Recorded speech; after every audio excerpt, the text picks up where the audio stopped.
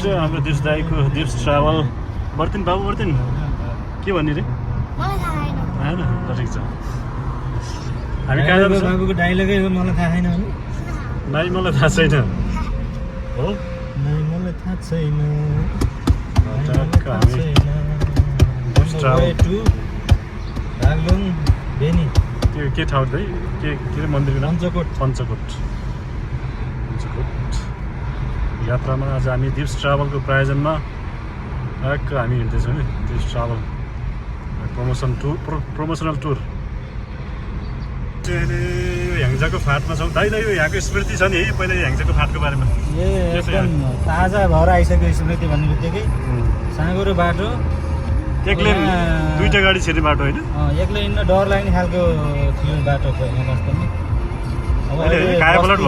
काया पलट भयो बस्ती खेती हुने ठाउँमा सबै घरले भरियो यहाँको रूपरेखा फेरियो अब बाटो मुस्किलले 2 लेनको बाटो अहिले 6 लेनको हाइवेमा परिणत भयो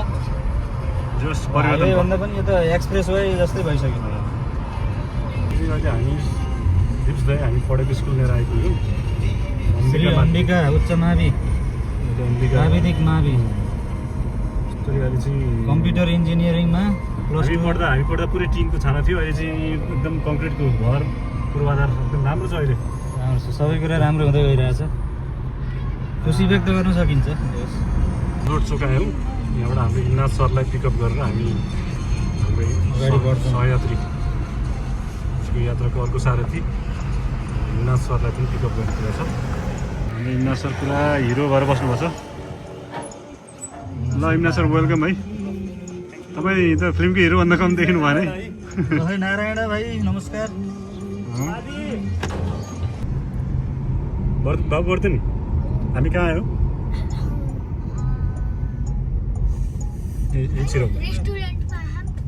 के खाने होला है तिमीले ल हाम्रो थकाली हुनुहोस् सानो ब्रेक पछि हाम्रो यात्रा चाहिँ बर्दिनले पुरा आइसक्रिम चसो लाएर खाऊ न बाबु इन्ना सर ल स्टार्ट भयो हाम्रो टुर है ठिक छ ल आजको डिटेल भन्नु नि त अलिकति ल रमाइलो रहोस् राम्रो रहोस् यो पोखरा बागलुङ राजमार्ग भुकी सेक्सन राजमार्ग यो अहिले पछिल्लो पटकको विकासको एउटा नमुना पनि हो र यही राजमार्गमा हामी यात्रारत छौँ अहिले हाम्रो डेस्टिनेसन तत्कालीन धौलागिरी अञ्चलका केही जिल्लाहरू हामी चाहिँ यो भण्डारी तर हेऱ्यो चुइने पऱ्यो मिठो छ सर हेऱ्यो म रिकमेन्ड चाहिँ यहाँ गर्छु क्या अस्ट्रेलियन क्याम्प जाने बाटो काँडेको नजिक आउँदैछ हामीसँग अस्ट्रेलियन क्याम्पको धेरै सम्झनाहरू छ दिप्स दाइ म इम्ना सर चाहिँ ट्याक्क काँडे आयो यहाँबाट झरेर डाँडा अस्ट्रेलियन क्याम्पको डाँडा पनि देखिन्छ यहाँबाट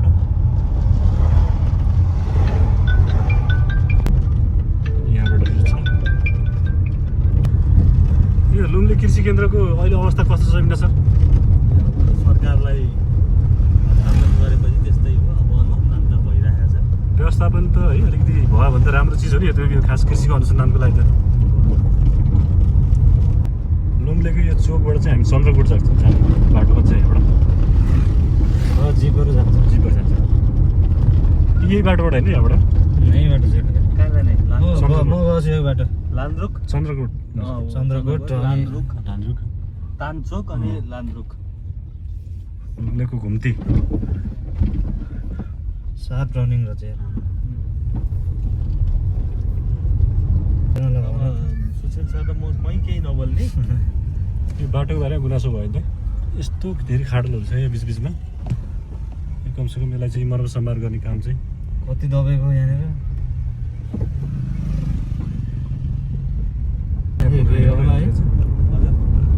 पारिकै कति बुढास लाउँदो पहिले यहाँ पुरै होटलहरू थियो नि त पुरानो अझै तल छ यहाँनिर भिरबाट जोडेर नि थिए भिरबाट ढुङ्गा खसे पनि ठ्याक्कै होटलमै आउला जस्तो कि त्यस्तो खालको सबै हटेछ नि होइन तिमीलाई सुन सर उ त्यो पारी हो यो कम्पाउन्डिङ गरेको के हो सर केबुल कार बिस ए यहाँनिर हो बनाउनु संरचना के बन्छ सर? हजुर संरचना बनाएर बल्ल कम्पाउन्डिङ गर्दैछ ए यहाँबाट केबल कार मुक्तिनाथसम्म है सर? हो एउटा राम्रो विकासको अब घटे खोलाबाट यहाँ सुरुङ मारेर आउनु पर्यो क्या यहाँसम्म त्यो पनि कुरा थियो एकचोटि बल्ल केबल कारलाई पनि राम्रो हुन्छ सबैले राम्रो एकदम राम्रो घर रहेछ नि त यहाँ पुरानो टाइपको घर गाउँतिरको जे हेऱ्यो त्यही राम्रो होइन कुन ठाउँमा रह्यो? चुवा सुरुङ हो सुमा त्यो अहिलेको चुवाको भिर ए 10 किलोमिटर अहेड भन्छ हाम्रो अब यहाँ पारी तरेपछि त कुसमा आइहाल्यो त्यही त हो नि कुसमा अब यहाँ पार्वती नुहाउनेसँग गरेको यसको बारेमा भन्नुपर्छ ल हामी कहाँ छौँ के छौँ? हामी चाहिँ अहिले यो पर्वत जिल्लाको सहस्त्रधारामा छौँ यहाँ माथि हिँड्छ? हजुर यो पाङको फेदी र कालीगण्डकीको तटमा रहेको यो सहस्त्रधारामा किम्वदन्ती अनुसार पार्वती नुहाउने गर्थिन् अरे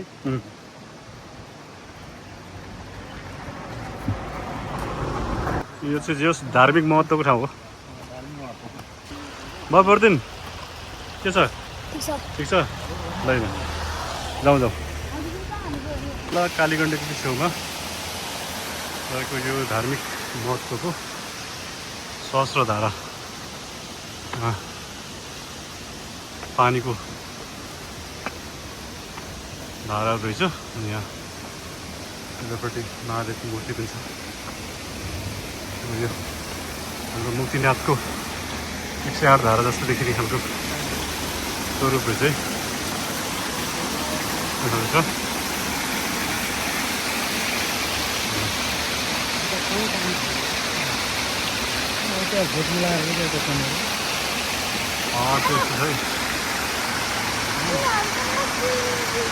पहाड छ यहाँ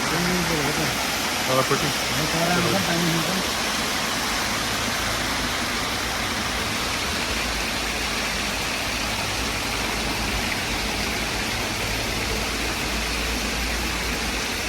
हामी बागलुङ छिरी होइन है बागलुङ गेट यो कालीगण्डकी यतापट्टिको बाटो कता रहेछ? कोरिडोर हो यो यताबाट हामी पाल्पा जान पनि सकिन्छ यहाँबाट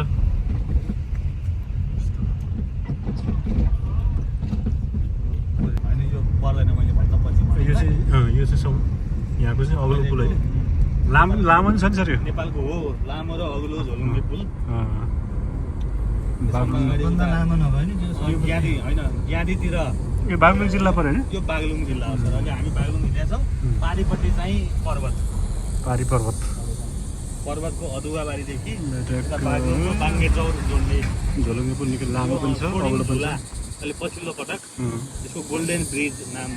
नाम चाहिँ स्वर्णिम झुला गोल्डेन ब्रिज यहाँ मन्दिरभित्र नै हो ऊ क्या दारा क्या बाघको दाराबाट भित्र छैन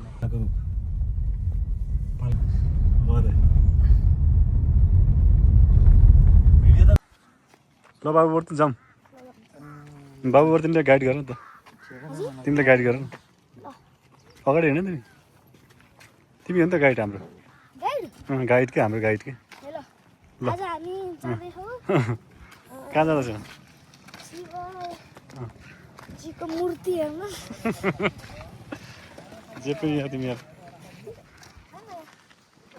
ल कति मिटर हाइट होला सर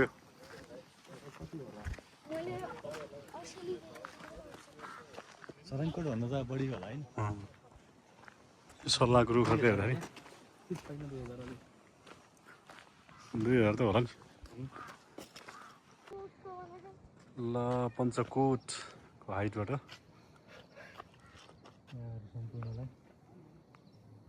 ल जाऊ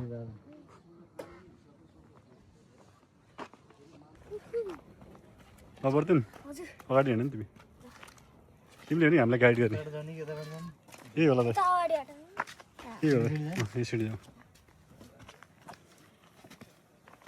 आयो त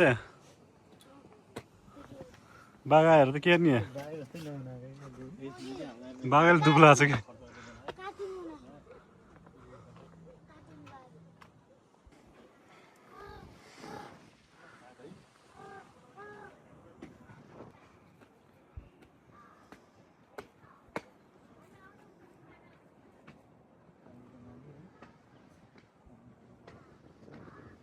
पञ्चकोटमा आइपुग्यो पञ्चकोटको यो हाइटबाट तल बागलुङ बजार देख्न सकिन्छ यो चाहिँ बागलुङ बजार यहाँनिर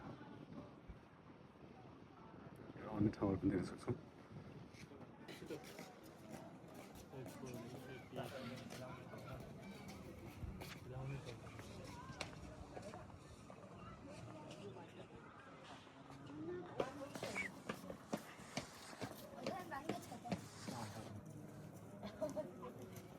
तपाईँ फर्स्ट टाइम हो मेरो यो सेकेन्ड हो यहाँ इम्ना सरको मेरो पनि दोस्रो पटक दोस्रो पटक म चाहिँ फर्स्ट टाइम रहेछु बाबु बर्दिन तिम्रो फर्स्ट टाइम हो यो तलको संरचना यी हामी आउँदा बनाएको थियौँ यो मन्दिर चाहिँ पछि बनाएको हामी आउँदा तल गरुडको मूर्ति थियो भनेपछि यो मेन मन्दिर भनेको यही हो गरुडको थियो अनि त्यहाँ हनुमानको यो बनाउँदै थियो कि सबै यो बनाएकै थिएन नि त त्यो बनाएर पछि बनाएको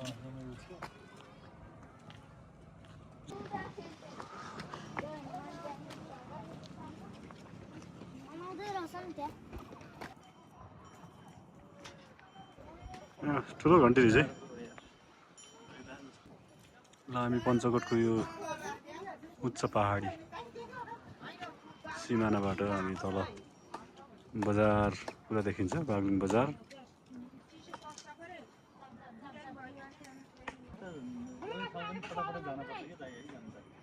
जाँदा नयाँ नयाँ जस्तो थपेको थपे है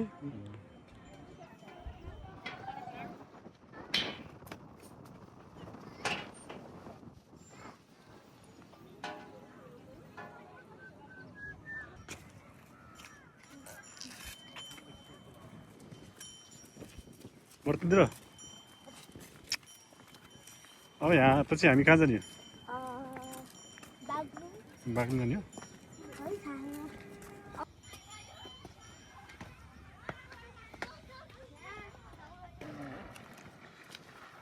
यहाँ चाहिँ पुरै भवनहरू बन्दैछ गाउँले टाइपको है बाटो पनि त्यस्तै पिच भएको रहेछ तल बागलुङ बजार छ यहाँ चाहिँ अहिले यसको अवस्था हेर्दाखेरि यहाँ मूर्ति बनाउने तयारी छ कि जस्तो देखिन्छ र पोखराको कुम्दीकोटको संरचनाको झल्को दिने खालको छ यहाँ त्यो हाइट पनि त्यस्तै छ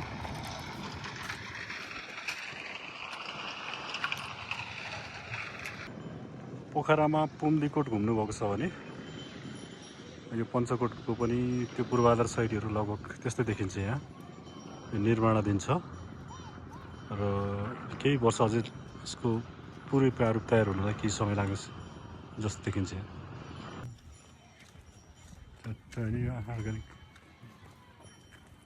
काठ हो यो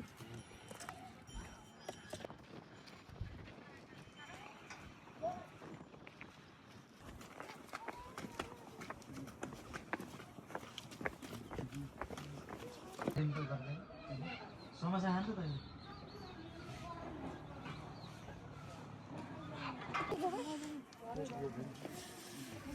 पर्दिनको पञ्चकोटको यात्रा रमाइलो भयो होइन बाबु रमाइलो भयो